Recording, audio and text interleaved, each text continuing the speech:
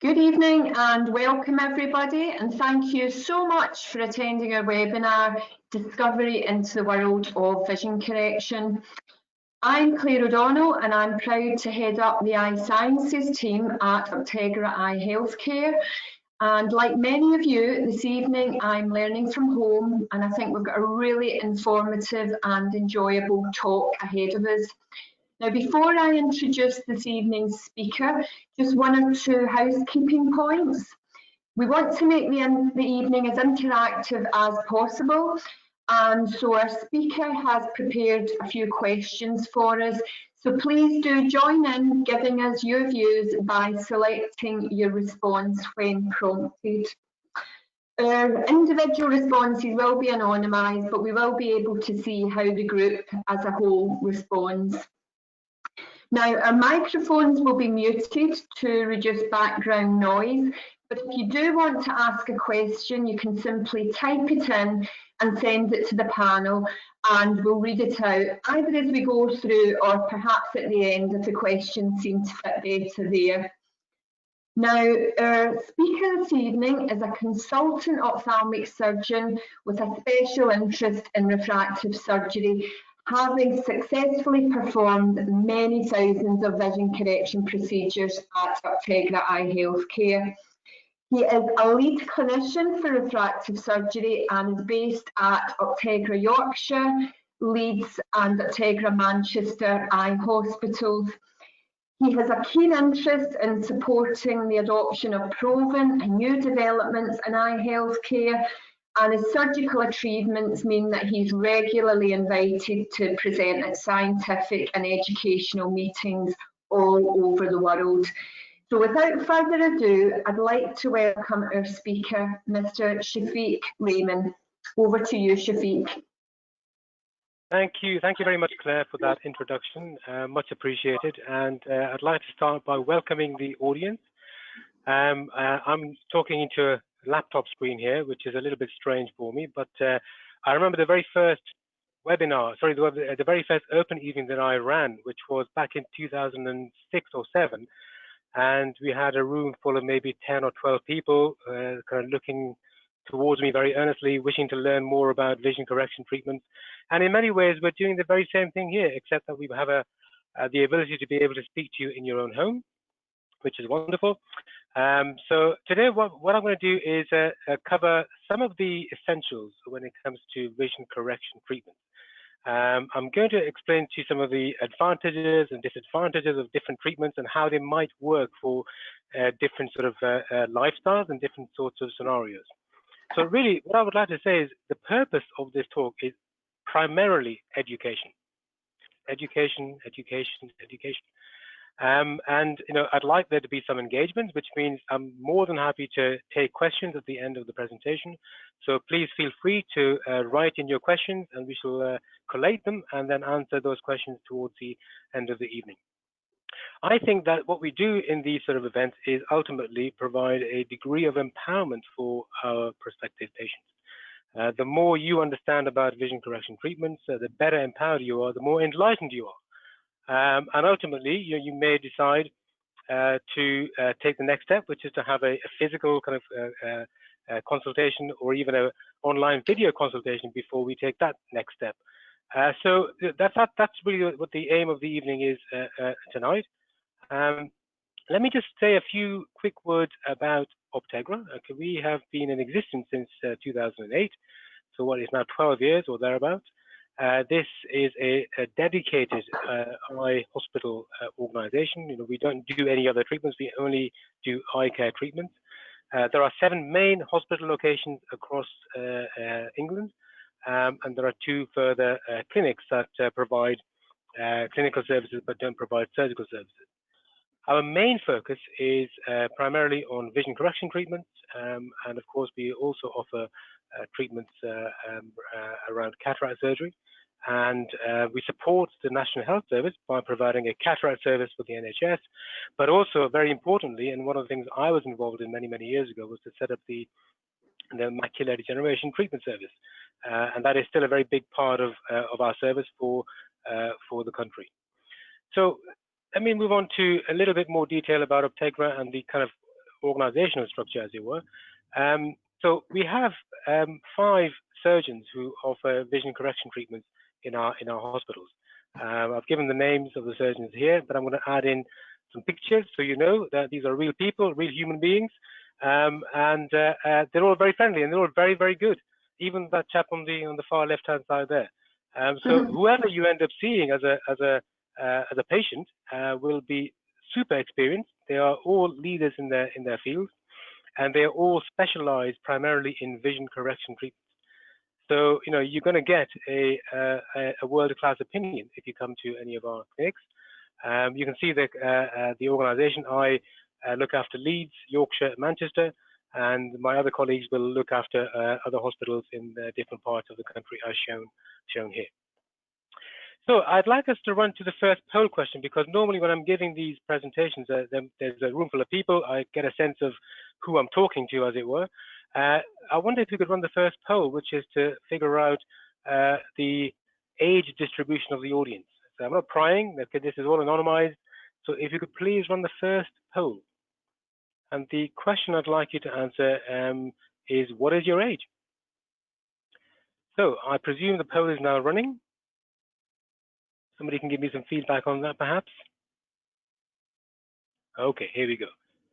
So it's selecting either under age 18, between 18 to 20, age 21 to 44, 45 to 55, or over 56. Even if you still feel very young at heart, that's fine. We're okay with that. So we got some results coming in. About a third of the audience has voted in so far, and that's looking very interesting. So, okay. Not quite fastest fingers first, is it? But it's working, which is great. So we're nearly there. There's a few more seconds for this to run. I know there's a lag between me asking for the poll to run for you to see it on your screens, and that lag is around about 12 to 15 seconds. And I think we're nearly there now. We're pretty much on the last few seconds of the poll. And I'm asking this question because it has a lot of relevance, actually, when it comes to what sort of decision we might come to when it comes to vision correction treatment. So we have now 96% of the audience have now answered the question. Are we able to get a little distribution of results at this stage, I wonder?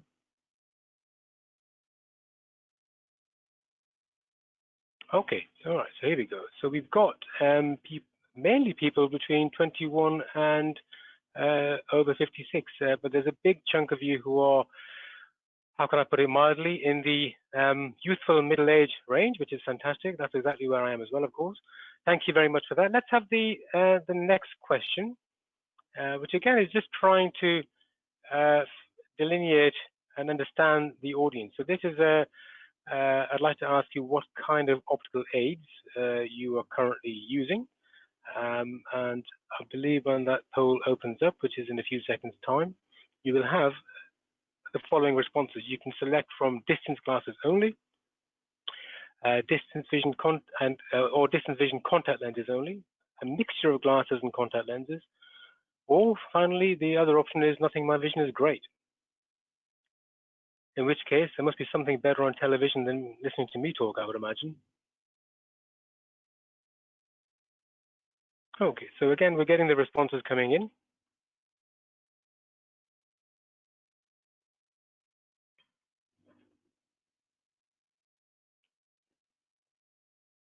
Quite a big chunk of you who are using a mixture of glasses and contact lenses, which is pretty much my experience when I see patients with these sort of situations. Most people are using a mixture of glasses and contact lenses. Sometimes, and I think the record that I've come across is somebody who was using 8 different pairs of glasses for various tasks in their life, which I thought was astounding. And where are we now? We're on nearly 90% on the results, so we're not too far.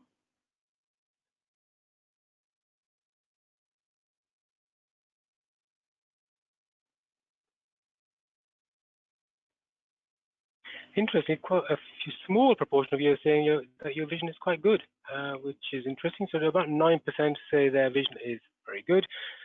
You may already have had treatment, or you don't need anything doing. Of course, that is a possibility. But two big spikes there, from what I can tell on the data so far.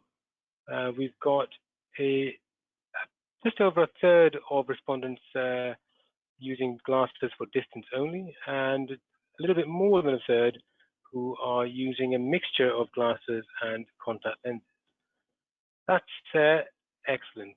Thank you very much for that. Now then, let's run the next poll. We've only got 2 more polls before we start the main presentation. And the next poll, please, which is figuring out your requirements for reading vision correction. That's an important question, particularly as we get older.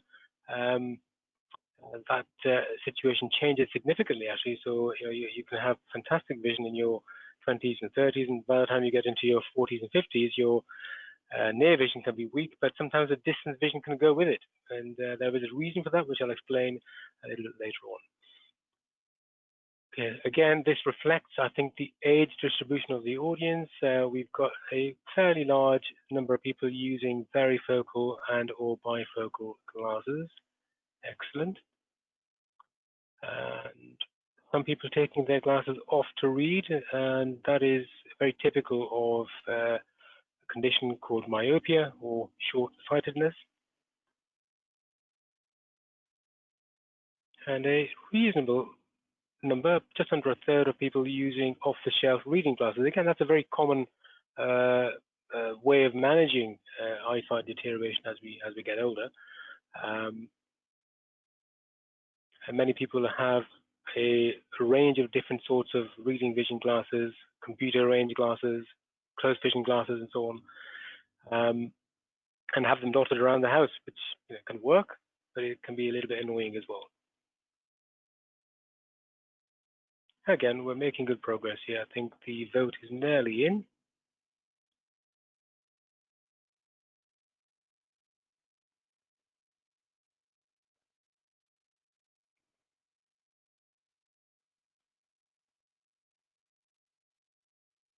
Still some respondents coming in. Excellent, thank you very much. Really appreciate that.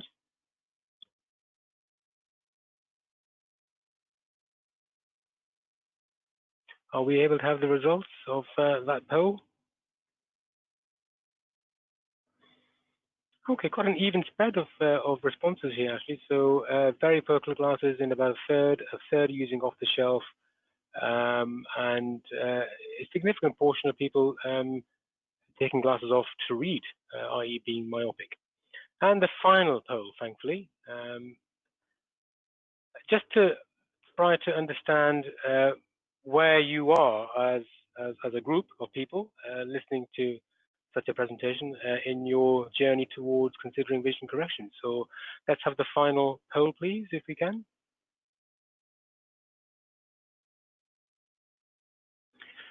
So whereabouts are you in terms of considering vision correction treatment? So some of you may already have had consultations either with us or with other providers, perhaps, and that's fine. That's not a problem at all. Some of you might just be doing some research and are kind of making steps towards that position, and others might just literally want to learn a little bit more about these treatments. You may have had friends or members of your family who've had such a treatment, and you're kind of slightly curious, but you don't want to take anything much further than that. And I understand that too. So please just respond as you see fit. And this one is running really quickly because we only have 3 responses, and quite a significant portion so far, from what I can tell, have already had a consultation, and that might be with Optegra, it might be with another organization. That's absolutely fine. And just over 10% are reporting that they just want to learn a little bit more about vision correction treatments, which is perfectly fine. That's exactly what this presentation is designed to do. So once we're done with the responses, if we could perhaps just show the results.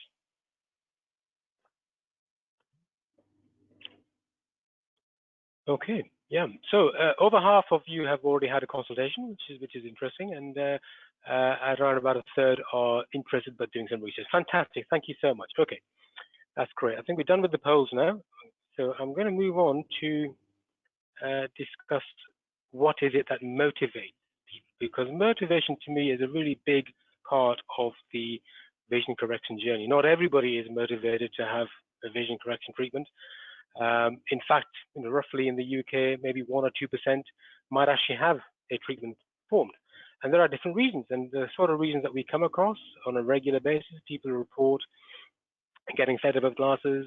They might not be particularly happy in how they look with those glasses.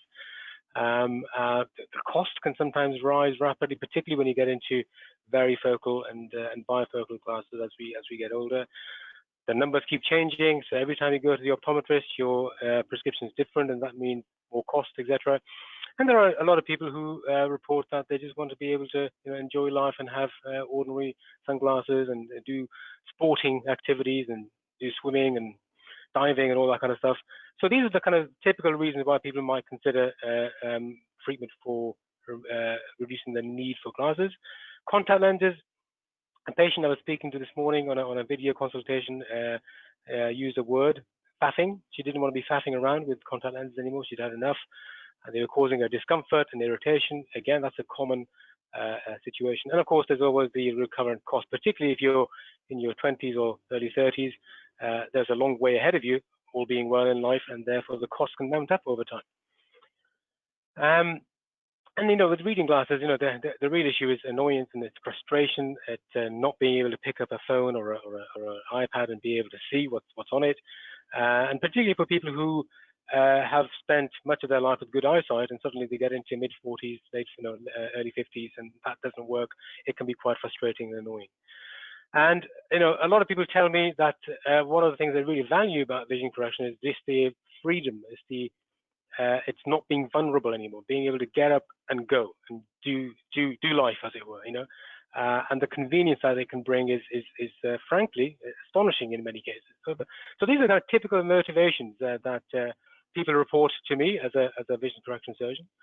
And when I consult with patients, what I want to understand is what their particular motivations are. I want to understand their lifestyle, because treatments have to be lifestyle tailored. So sometimes we can have a number of different options that could be considered, and really it's about the lifestyle that would help us to decide which option to recommend. The treatment has to be age appropriate, of course. That's really important. They've got to be safe, they've got to be effective, and the treatment has to be reliable and give you a very good result. And when I was preparing this presentation, I realized that these 5 statements actually spell out the word laser, which is an accident. I didn't deliberately design it to do that, but that's how it's turned out. So we're going to start talking about laser vision correction very shortly. But actually, as I said, age is a big part of this process. Okay, so your options do depend on how old you are. Okay, if you're in your early 20s up to about age 45, then laser vision correction is the kind of standard treatment that we would consider in those cases. If you're in that age bracket, but you have a very large prescription, for example, for which laser doesn't work or isn't recommended, then implantable Collamer lenses or ICLs can be considered in those cases.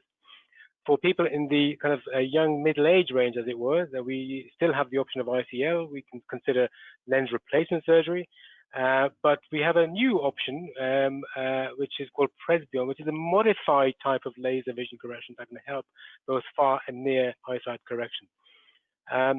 If you're in the slightly more mature group, shall we say, it is still possible to consider laser vision correction treatment. There's no reason why we could not do laser eye surgery on people in their late 50s or early 60s, but more often than not, it's more appropriate to consider refractive lens exchange, otherwise known as RLE.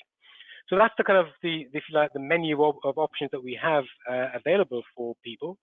Let me start by explaining a little bit more about the eye itself, and many of you will be able to remember this from your GCSE or O-level biology days. You see the anatomy of the eye here. The front part, the cornea, is the very first focusing element. You have the iris, which is an aperture. So the kind of hole in the middle is the pupil. Behind that, we have the natural lens, which is a wonderful organ. It It has the power to flex and adapt to allowing you to see things up close until that ability wanes as we get older. And of course, at the back, you've got the retina, which lines the inside of the eye and behaves a little bit like a film inside a camera. So optically, if your focusing system is working well and you don't need glasses or lenses, you have a nice clear vision as shown on the chart here. But more often than not, when we see people that are complaining of blurred eyesight in their uncorrected state, and that might be because they're short-sighted, myopic, and that means the light rays are falling short on the retina. They're not quite getting to the retina. The focusing system at the front is overpowered. Or alternatively, they might be long-sighted, otherwise known as hyperopic, where the focusing system at the front is underpowered, and so light is falling effectively behind the retina. And each of these will produce a peculiar kind of anomaly. Myopia, often people report very, very good near sight. That's why it's often called nearsightedness. But their distance vision is very blurred. The opposite often holds for hyperopia, or being long-sighted, where the near vision is often the first to go, and then the distance vision can become more and more blurred as we get older. But for young people who are hyperopic, the distance vision is sometimes quite good to start with. And then we have this slightly more complex anomaly called astigmatism, which is essentially where there are two different focusing meridians, we call them, in the optical system, and that can produce a different sort of blur that is a little bit more like almost kind of a double image sort of ghosting type effect is the typical visual symptom of astigmatism.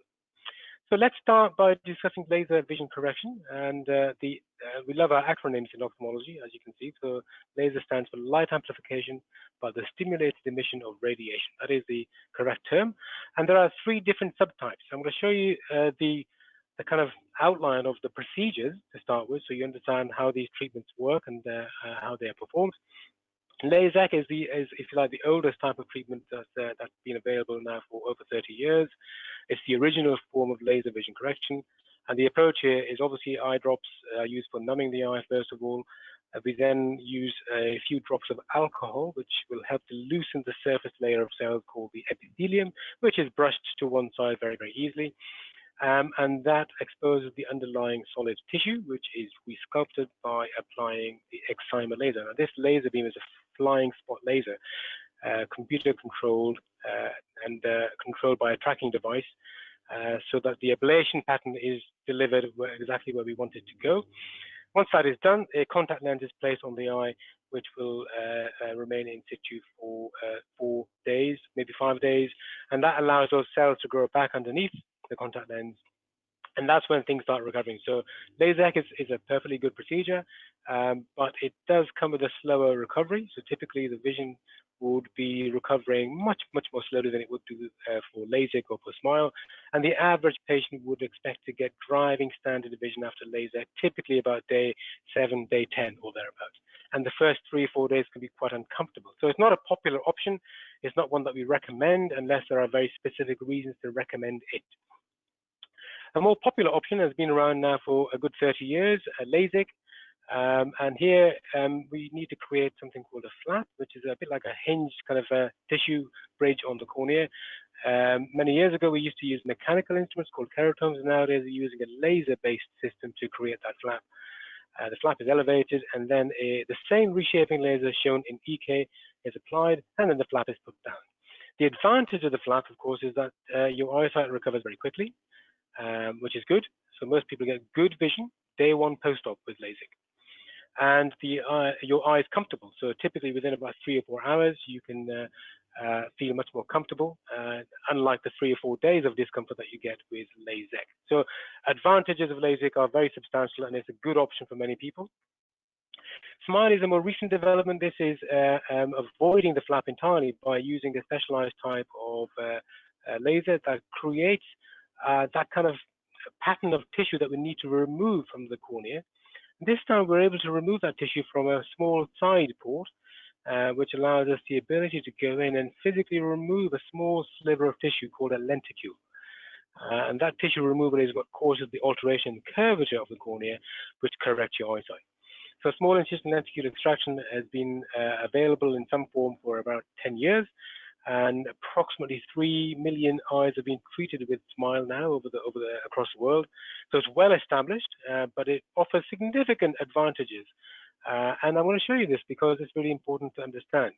On the left, you'll see a diagram of the cornea and the nerve structure of the cornea after S.M.I.LE. And on your right, it's a LASIK flap cut, which is an 18mm cut across the cornea. The nerves that enter the cornea enter the front part of the cornea, what we call the anterior part. And so those nerves are transected by a flap cut. They do grow back, but they grow back quite slowly. Typically 12 to 18 months is a standard time frame for nerve regrowth. And in that time, some people can get more dry eye symptoms following LASIK. In S.M.I.LE, conversely, we work underneath the nerve layer and get out, as it were. And that means the nerve structure is left largely undisturbed. And that means we see less dry eye symptoms. The symptoms are less prolonged in S.M.I.LE compared to LASIK. And there's some very good research data that proves that very reliably. And of course, there's no flap on the cornea. So your cornea is really strong. You know, if there's any contact or rubbing of the eye in the first few weeks, a LASIK flap can potentially move. Doesn't happen very often, thankfully, but it can. Then it has to be repositioned. But in S.M.I.LE, that can't happen because there's no flap. So this kind of keyhole-based approach provides substantial physiological advantages, in my opinion, for S.M.I.LE being superior to LASIK in that regard. If you look at data from United States FDA results, which is unbiased data, this is kind of where laser devices are put to test by the FDA researchers out of the box, okay? And here we can see that the 2020 recovery rate at 12 months is at least as good as it is for the typical LASIK platforms out there, if not marginally better than some of the LASIK platforms.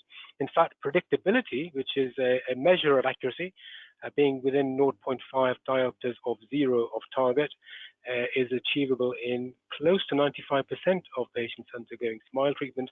And a popular alternative eye design LASIK, which is a wafer and guided LASIK, in actual fact shows inferior results in this particular publication. We do our own research. We have an eye sciences department headed by Dr. Claire O'Donnell, who introduced me as a speaker today, and we look at our results very carefully. And I can tell you that in this review of 3,237 patients, 98% of our patients achieved 20/20 vision or better without correction being required. Every single one achieved driving standard vision or better, which is phenomenal, I think.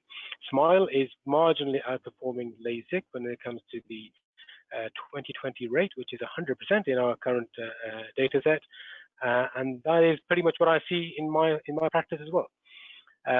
It's good to see that patients themselves report a high degree of satisfaction, with 99% of patients reporting the fact that they would be happy to refer a family member or a friend to our service.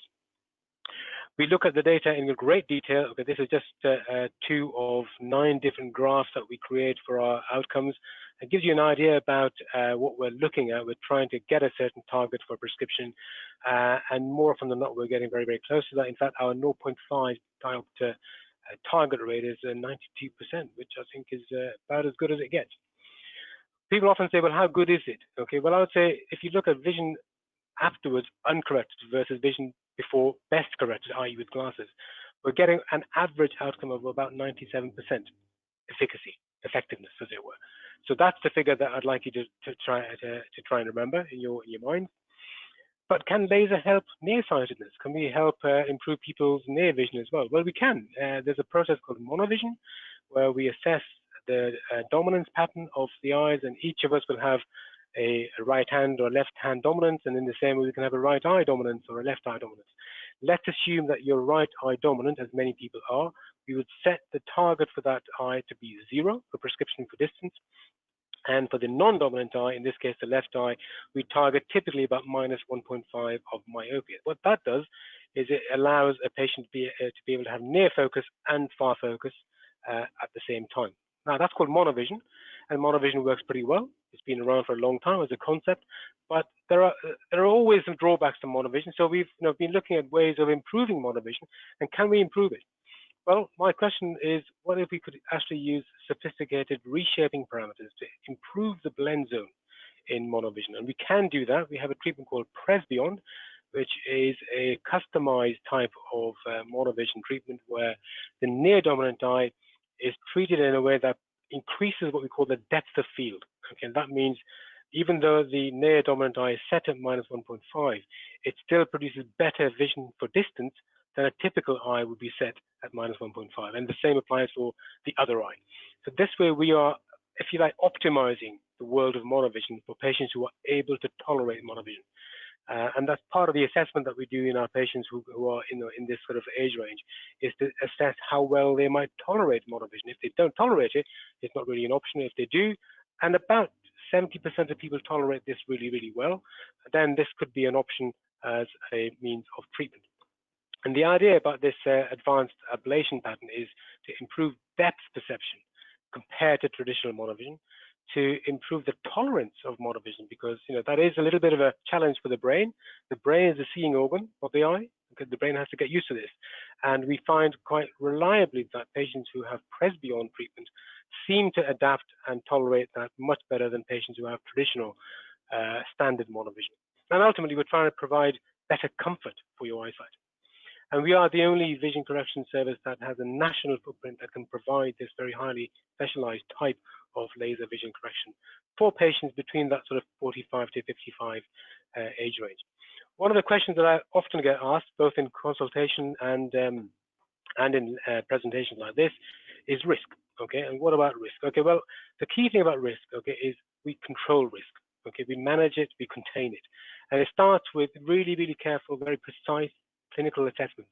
Okay, plus lots of eye scans that give us a very, very good understanding about what is feasible and what isn't. So that's where it starts. Okay, we then have consultant-led decision-making process and consultant-delivered treatments. Okay, so we have to be able to say no when the conditions are inappropriate, and we do that on a regular basis. So screening is important, and containing the risk. Your best defense, I think, for managing and controlling risk is to ensure that you have a very experienced surgeon at the helm. That is the most important part. It doesn't matter about the building or the brand name or anything else. It is about the experience and the caliber of that surgeon. And as I explained earlier, all of our surgeons here at Optegra who provide vision correction services have over 20 years of vision correction treatment experience under their belt. So they're very experienced. And of course, we work hard with our colleagues. We collaborate, we collate data, and we bring in best practice guidelines on a regular basis. And these guidelines are embraced by the entire team. It's not just the surgeon. It's a team effort. It really is a team effort, and I think that's how we help to minimize and to control risk. We can't eliminate risk entirely, and there are things that are quite common after laser vision correction. For example, dry eye symptoms are pretty common, particularly in LASIK, a little bit less so in S.M.I.LE. Some people might get a little bit of glare halo effect, but that typically gets better over time. And with today's modern laser systems, which can do larger treatment zones, we see much, much less of this than we did 15 or 20 years ago. A condition called ectasia can occur in about 0.03% of cases. Now, actually, the natural risk of developing ectasia, a condition called keratoconus, is about the same. So, we work very hard to screen out situations that might increase that risk for a given patient, and that's where we often have to say, we can't recommend laser vision correction treatment for this situation. And ultimately, the serious issues are very, very rare. Well below 0.1% would be expected to have a serious problem. One of the things I do point out to patients is that if you're myopic in particular, and you start off with best vision of, say, 20/20, you might well end up with vision that is better than 20/20 afterwards. In fact, 20% of our patients are showing signs of significantly improving their previously noted best corrected visual acuity. That's a fantastic bonus. That's a real plus point. About 1%, however, might lose one line of vision, for example, on a chart test, simply because of the way the corneal shape changes as a result of treatment, in the absence of complications. So it's important to be aware, yes, there are some risks, but they're very well controlled and very well contained. I drew this earlier this morning to try and put this into some kind of perspective. So the kind of things like dry eye are a little more common, but they're much, much less significant for the majority of patients than other conditions. So the really serious issues are very, very rare. Things like developing severe eyesight issues in both eyes. I've never seen it happen. I've never heard of it happening. Theoretically, it's possible in the same way that riding a bike, is a daily risk for many of us, particularly if you live in London. But the main issues are that we can control and contain the risks, and in expert hands, we can manage that risk if it were to develop. So bear that in mind. Let's move on to implantable contact lens, or sometimes known as implantable Collamer lens implant. And just remind yourselves where we are with this. ICL is the yellow option there. So if you have high prescriptions and you're under the age of 55, we could consider ICL implant treatment. And refresh a view of the anatomy, you can see there's a chamber inside the eye between the cornea and the iris. Is called the anterior chamber. Behind the iris, we've got the posterior chamber. And we can have implants positioned in either of those two spaces. The anterior chamber implant is attached to the iris. As you can see here, this is on the right-hand side is a slide of a patient I treated 13, maybe 14 years ago, actually. So you can see it's a wonderfully well-positioned implant. It's there beautifully for many, many years. We have, however, moved to using back chamber implants because these are more flexible and they're better tolerated by many patients. The procedure can be done using eye drop anesthesia, and this implant is invisible. It's behind the iris, you can't see it, and it provides you with that vision correction. So here's a video, and I'm just going to see if I can turn that off. Actually, no, I can't do that. I don't know whether you can hear that, but it's a little narration of a video that shows how that process actually works in theatre. And you can see the implant nudging itself. Well, in fact, we nudge the implant behind the iris. And once that's done, the pupil comes down. And that's it, we're done. And we can often do both eyes on the same day. It's about a 15-minute procedure for each eye, done with eye drops to numb the eye. And fantastically successful. So why would we look at ICL? As I said, large prescriptions, more than 10 diopters of myopia, more than 4 diopters of hyperopia would be the kind of traditional reason why we would consider ICL. The other advantage, of course, is your natural lens is still in place. So it still allows you that kind of near vision function while it's still working. Of course, as you get into your 50s and 60s, that's not going to work so well. But many of the people that have ICL are in their 20s or 30s.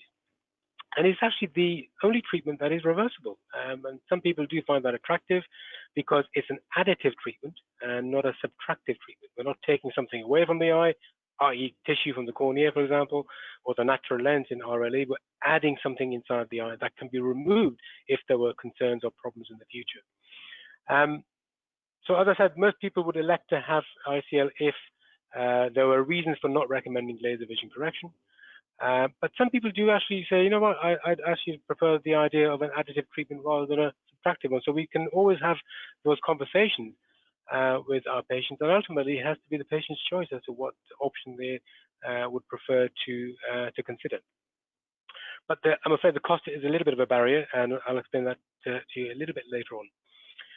Is it permanent? The words of John Maynard Keynes come to mind. Nothing is truly permanent, but an ICL I expect for it to be in situ for 15 to 20 years on average, maybe longer. And the reason why it's not permanent is that as we get older, the internal anatomy of the eye changes. The natural lens is growing like almost like an onion ring every year by a very, very small margin. And there has to be a certain amount of space between the natural lens and the ICL. And those are well-established parameters. So we recommend our patients who have ICL come back once a year for eye exams and scans to monitor that. And of course, at some point in your future life, you may develop a cataract in your 50s or later, and that would be a reason for removing the ICL and doing cataract surgery, which is perfectly feasible and pretty straightforward. So that's the deal with ICL, as it were. The final thing I'm going to talk about, the final option, is refractive lens exchange, or RLE. So RLE really sits in that sort of range where we are over 55 as a patient, and typically have both far and near eyesight difficulties.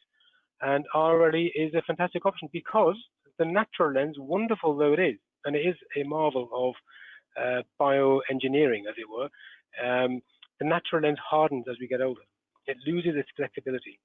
It discolors because of the amount of light going through it on a daily basis, causing microscopic amounts of damage, and that accumulates into a discoloration, often a yellowing of the natural lens. And ultimately, of course, many of us, as we get older, will develop cataract, which is a clouding of the natural lens. And anybody who has RLE cannot get a cataract reforming again in the future. It's impossible. A natural lens isn't there. So there is a real kind of longevity, a real kind of lifetime impact that can be created by using a refractive lens exchange as a procedure. So let me show you a brief video. I don't think this one's, oh no, it is. Hang on a second. I don't know whether you can hear that or not, but I might just talk over it. So we're using a little kind of liquid gel that kind of gives us a little bit of space to work on inside the eye, protects the internal structures. We're making a little opening in the capsule, which is the front membrane of the natural lens. And then we're removing the natural lens in this way. That is where we put the implant.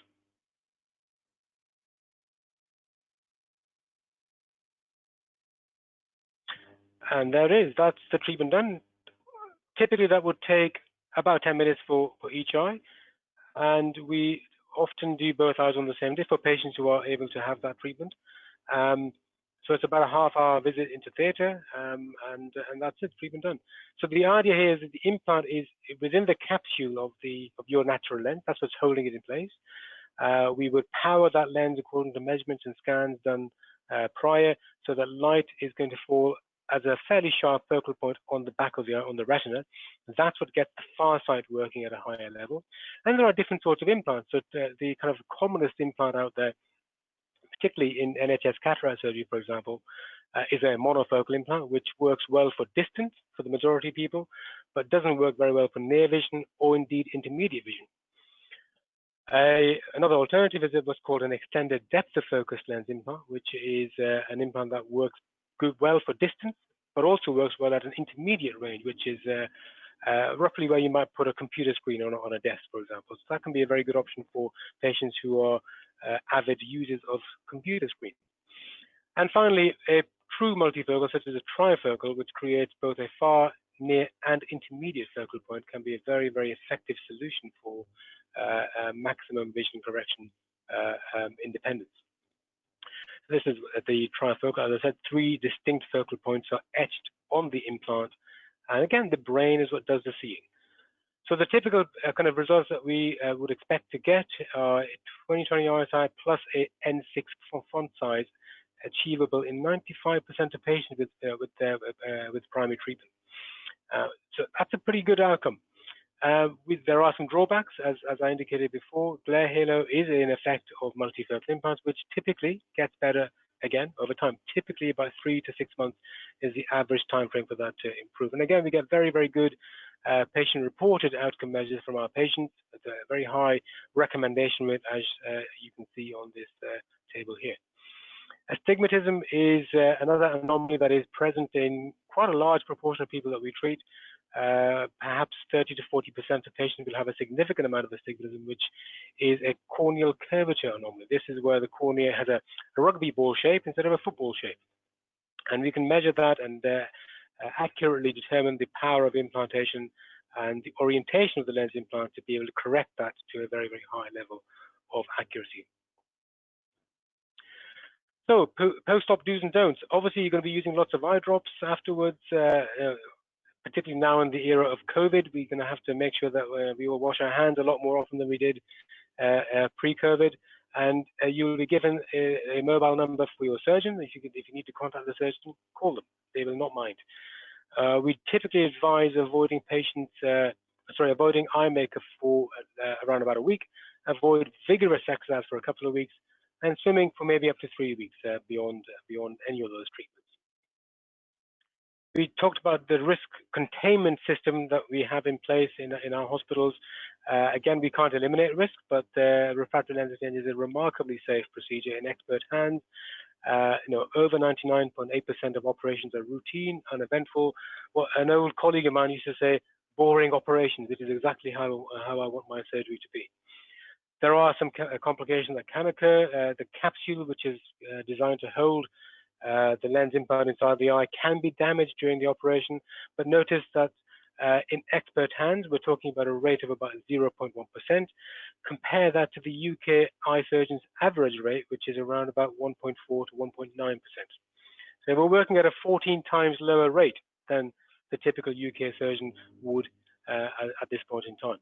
Serious problems, again, are very uncommon. You know, infection or severe inflammation occurs in less than 0.02% of cases. And as I reported before, very, very high levels of satisfaction are what we expect with this treatment. So what are your steps to vision correction? You know, you've kind of already made a start by having or attending this webinar. So thank you very much for attending. The process is very simple. You can have a free initial call or even an online video consultation with one of our surgeons or one of our optometrists. And these are available 6 days a week, including evenings on some days. So there's no excuse. You can get hold of us very easily. Ultimately, if you are able to satisfy the criteria that we set ourselves at that call, you will be invited for again a free clinical consultation. And just because it's free, it does not mean that it's quick. It will be about an hour and a half of your time will be required.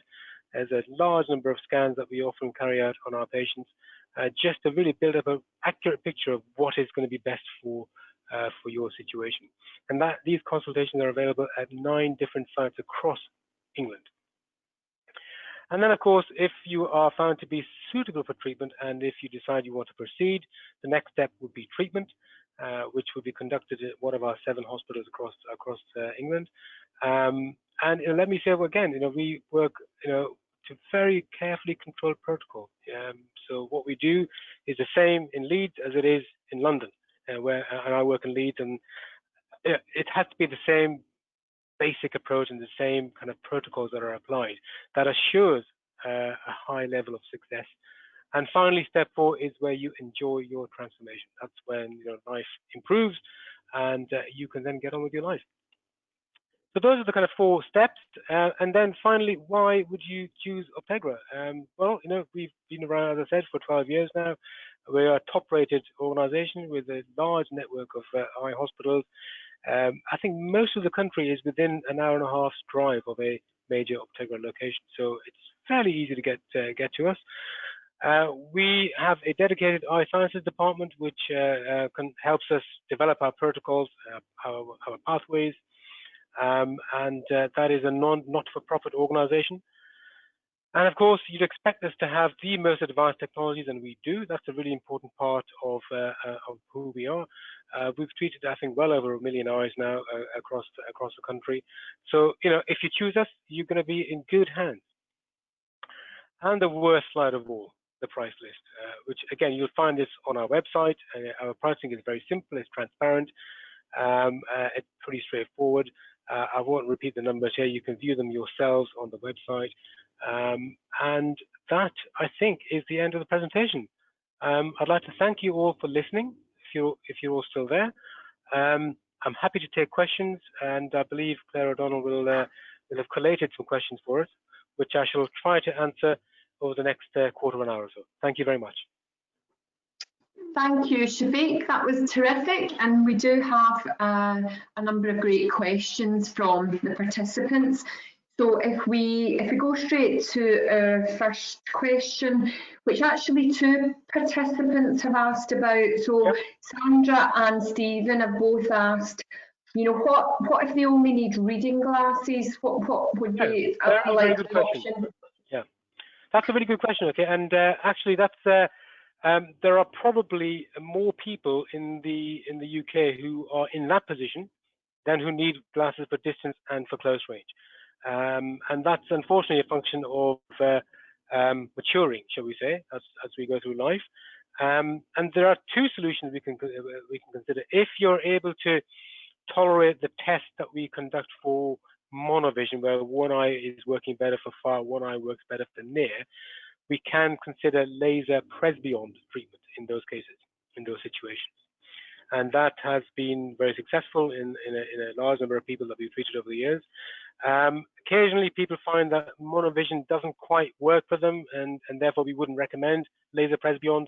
In those cases, depending on your other scenario and the other kind of background situations, we might consider refractive lens exchange. And I've treated lots of people now with single eye refractory lens exchange with multifocal implants that work fantastically well. So there are a number of options, but it's a very bespoke situation. It does require a bit of a conversation and a bit of a discussion about the pros and cons of those two approaches before we come to a clear view. But it's certainly something we see quite a lot of, and so I think we'll be able to handle your situation if you come to see us at some point in our clinics. Brilliant. Thank you, Shafiq.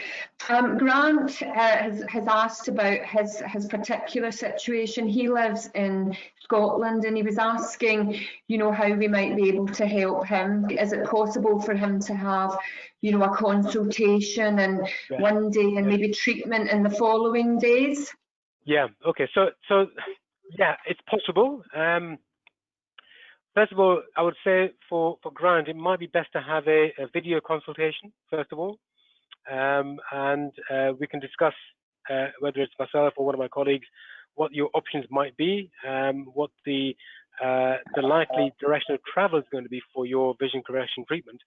And then ultimately, we would then have to have a consultation with the various scans that are required. It wouldn't be possible to commit to a treatment the next day because two reasons. One is we don't know your, you know, minute sort of detail, as it were, for your eyes. We might find that on the scans there's a particular issue. It might require a very particular approach. It might require a specialized lens implant, and so it's probably best to have that 1 week cooling off period after the consultation, after the physical consultation, before you have your treatment. But it would be a case of one visit into our clinic for the assessment, and on the second visit you will be able to have your treatment. Brilliant, thank you, Shafiq. And for what it's worth, Grant, I have treated a number of people from Scotland. The furthest one was, I think, Aberdeen, actually. So you know, it's not an unusual case. We need to have an octagonal up in Scotland, and we're working on it, but we're not quite there yet. But the nearest one to you probably would be Manchester, I think. Yeah, Manchester from Glasgow probably is doable. Yep, I can say it's doable. I do that journey myself fairly frequently. So yeah. As a well-known Glaswegian, yes. Yeah, no, thank you. Clive has asked a couple of questions, I think particularly about his daughter. Clive's daughter's 22. He's asking really, is that a bit too young to have surgery, and is it worth it at that age? She's roughly -225 and -150. Okay. So at 22, you're not too young to have laser vision correction. The issue is we would need to see some evidence of stability of the optical prescription over a 1 or 2 year period. So if your daughter was 18 or 19, I think that's probably too young. But once we get to 21, 22, we find that most people's visual, you know, maturation is more or less complete. And so therefore, as long as there's evidence of some stability in the optical prescription, we can consider treatment.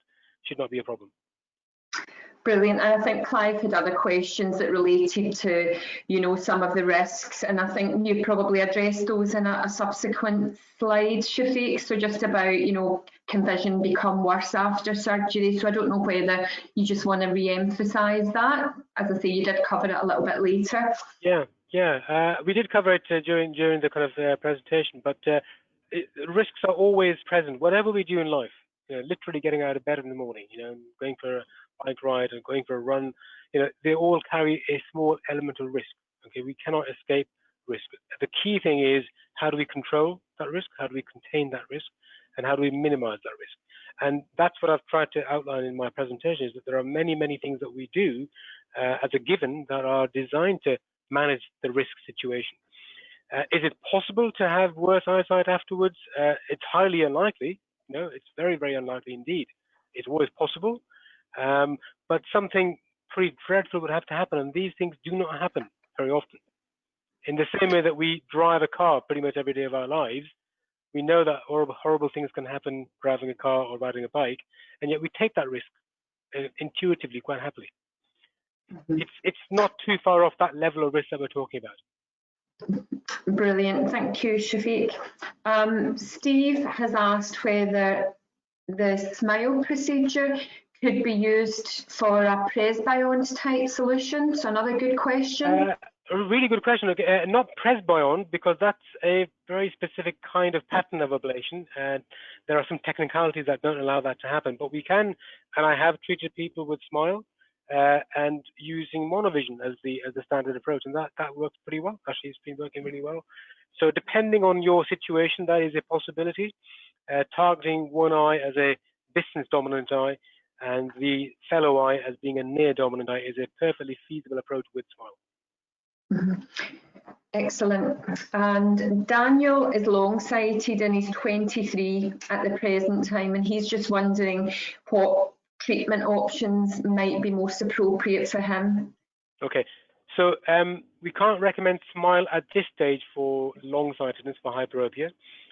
It's not been validated for that particular treatment. It is undergoing research as we speak, and maybe in a year or two that might become a feasible option. But hitherto, LASIK has been very effective for hyperopia.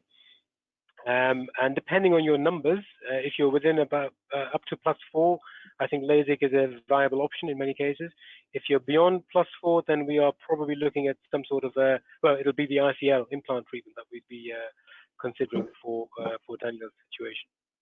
Mm-hmm.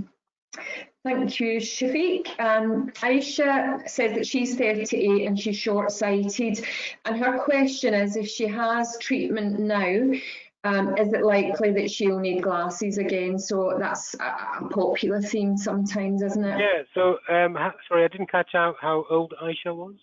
38. 38. Okay.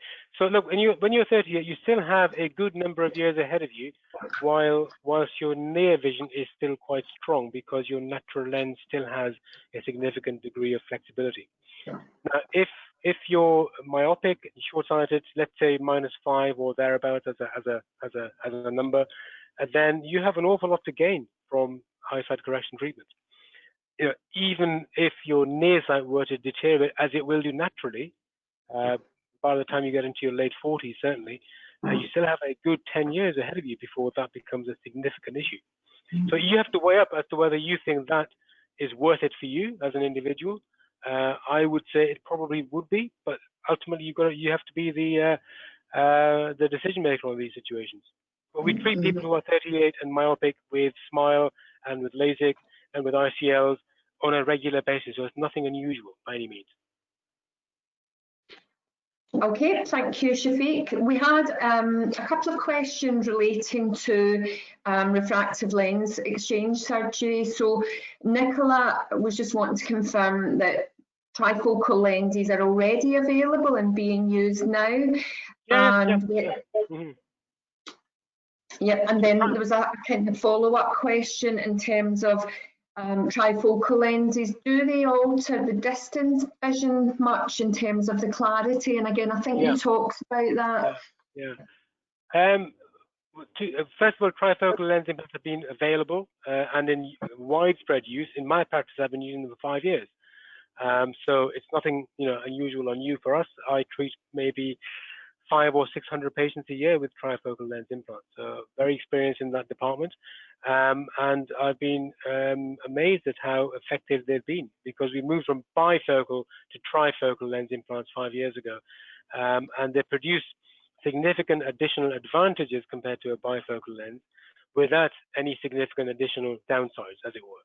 And that's what's been really remarkable about the trifocal world. Your distance vision, let's say for argument's sake that you could get to a point where your near vision was strong enough to be able to do typical reading, newspapers, small print, books, magazines, etc. But you felt that your far vision was just marginally not quite as sharp. That is a trade-off, and that is a typical trade-off to have, because not all that light that's going into the eye is going to be used for each focal point. The light is partitioned. So partitioning of light will have an impact, but the impact is very small, actually. And what I'm pleased to tell you is that the majority of people don't feel it, they don't report it, and it doesn't seem to be an impact in terms of their satisfaction scores and in terms of their overall visual function. So I expect you to get good eyesight. That's why we do the treatment. Mhm. Fantastic. And Jim has asked, he had a consultation some years ago for refractive lens exchange, and it didn't go ahead at the time, but he was asking, you know, what developments have there been in terms of the lenses since that time? And I know you mentioned EDOF lenses and things. So trifocals, as I said, 5-year history of using trifocals now. Many years for using bifocal implants. The extended focus implants are, again, they've been around now for about 4 years, and we use them quite a lot. Again, it depends. It's on your lifestyle. Okay, that's why I said at the very beginning, it's all about the lifestyle. And if you are, for example, somebody who spends a lot of time on a laptop or a computer, that's an important part of your life, then we want to try and get that particular issue working for you as well as possible. That might work better with an extended focus type of lens implant instead of a trifocal lens implant.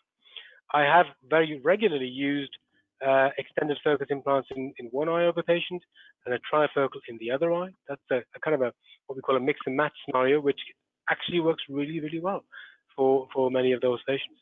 So there are options.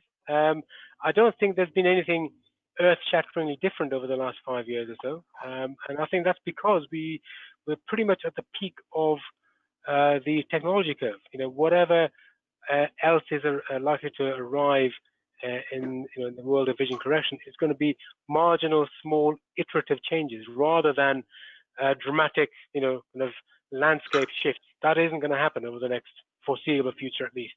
So I think we have very mature technology. That's what I'm trying to establish here. And Shafiq, we had a couple of people asking about when Optegra could resume seeing patients again, in light of the COVID restrictions that we've been facing. So I think you've got some good news there, haven't you? Absolutely, because we are now back in operation, where our hospitals and our clinics are open again, and it's going to be possible for you to have your consultations. I would urge you to have a online video consultation or a telephone call first, perhaps, because we are trying to, because of COVID, minimize or reduce face-to-face contact, and that is a very good way of achieving that. So we can have an initial conversation by video chat, and then arrange for a physical consultation further down the line. But it's all open, and we are ready to go. And we had a question from Elizabeth, who mentions that she's got astigmatism and she's short-sighted and she's got cataracts too. So if she has cataract surgery, what you're saying is she might be able to see far away and up close without the need for glasses. So Elizabeth, what I would say is that is a very common situation. As I said, over 30% of our patients who have cataract will have some degree of astigmatism as well. And so, we need to establish whether that astigmatism is going to require a specialized lens implant called a toric lens implant, which I think I showed you some slides on that earlier on. And our multifocal, trifocal implants now come in toric variety. So we can deal with that. That is a regular part of our practice. So I think there's a very good possibility for Elizabeth to be able to have refractive cataract surgery with maybe trifocal astigmatic lens implants to provide that maximum visual independence for her. Excellent. Thank you, Shafiq. And we had a question about, we talked a little bit about different types of cataract surgery, and Ty was just asking, when we talk about regular or enhanced or advanced surgery, are the key differences the different types of lenses that we can use now? Is that? I think the lens is a big part of the difference, but it's not the only difference. Look, I've worked in the NHS. I was a consultant in the NHS for 15 years. I'm now a full-time vision correction surgeon, but I have a lot of experience of what the NHS can do, and it is a magnificent organization. But I'm afraid we're not very good in the NHS at customizing, things very well. So a standard approach in the National Health Service would be a monofocal lens implant. It would not be astigmatic. It would not be toric. It could not be multifocal or EDOF. And really, if we're looking for that kind of solution, then you don't need just the implant. You also need that service that comes behind the implant. It's the surgeon, it's their expertise, it's our technicians who do the measurements and the scans, who've been doing this for a very long time, are very good at getting really, really good, accurate measurements, which is a very important part of getting those excellent results that I showed you earlier on. So it's a whole service issue. It's not just the implant. The implant is a part of it. It's a big part of it, but there's also the backup and the expertise that we offer. And finally, with the best will in the world, no surgeon can say they can hit the target outcome every single time, simply because of natural variation. And we have to be able to do a tweak or a refinement afterwards, and that is required maybe 3 or 4% of people. But if it's required, it's something that we can deliver. We can do that. And unfortunately, the NHS is not going to do that because they don't do laser vision correction after cataract surgery. We can, and we do occasionally where it's required. So it is the full service. It's not just the implant. Thank you, Shafiq. Andrew has asked about his situation. So Andrew is 47 and he needs glasses for distance, but his vision's good close up.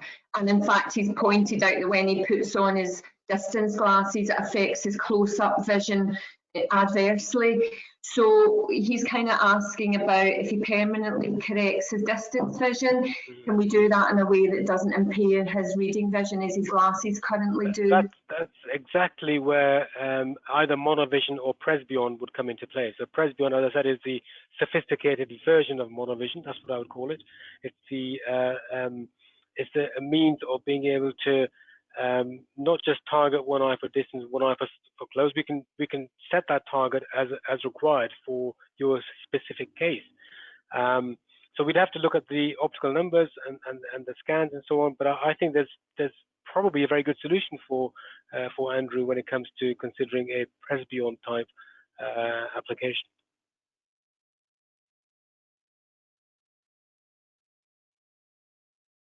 Thanks, Shafiq. Stephen mentioned that he's had multifocal type implants and he notices some changes when he's driving at night. So would the advice be, if he's struggling to cope with that, to come and have a chat to a surgeon to see, what we can do to help him? Absolutely, absolutely. There are often things we can do to help that. So I think, look, COVID hopefully is now partly under control, at least now. So let's have you in and have a conversation, see what we find on the examination, and then deal with it. Okay, and then we had a couple of questions about how quickly people can get back to doing the things that they normally do. So after lens surgery, if you could just remind people how long it might be before they can go about the normal activities. And then somebody's optimistically asked about how long it is before we can do long haul flights again. Yeah, long haul flights, a thing of the past, I think, isn't it? Yeah, look, normal everyday activities. People are functional the next day after vision correction surgery. So you're not expected to be lying in bed with bandages all over your eyes or anything like that.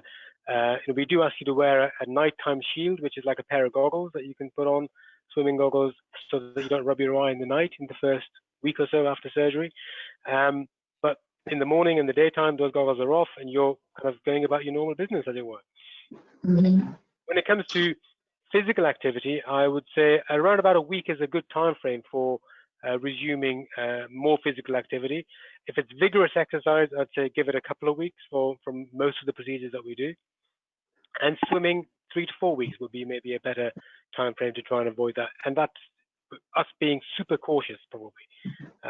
But you have these treatments once, and I always say to patients, let's be patient. Let's get you through the first couple of weeks of your recovery, and then you can get back into normal life at that stage.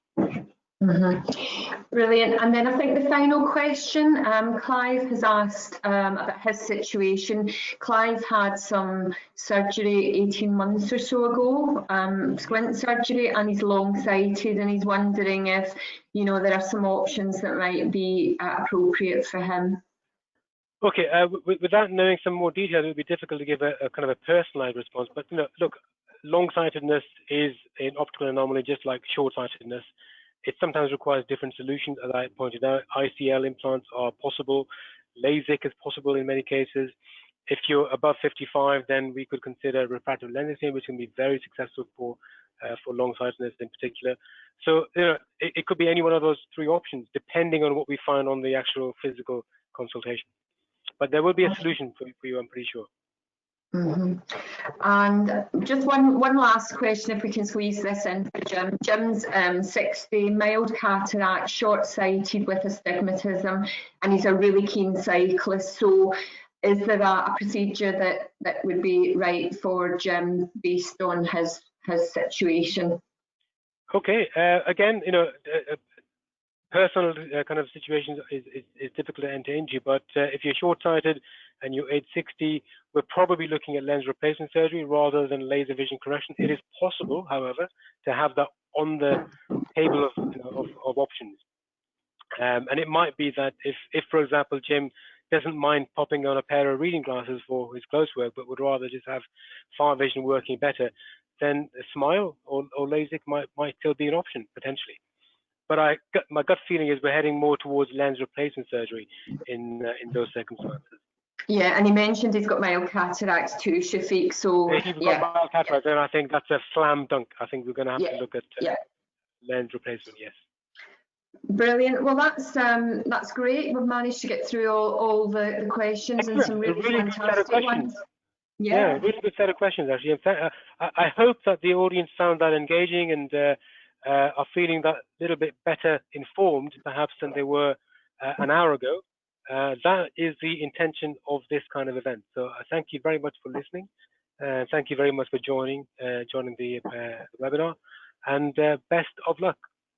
Yeah, absolutely. And we've left the details there. So, we would be delighted to see the participants come either for a virtual consultation, which, as we say, is a great way to engage a bit further and get into some more details about your individual questions. And this can be arranged simply by going onto our website or by dialing the number that's on the screen there. So just to echo Shafiq's comments, thank you again for some terrific questions, and thanks to Shafiq for a wonderful presentation. Thanks for listening and have a great evening. Hope to see you soon. Bye-bye. Bye now.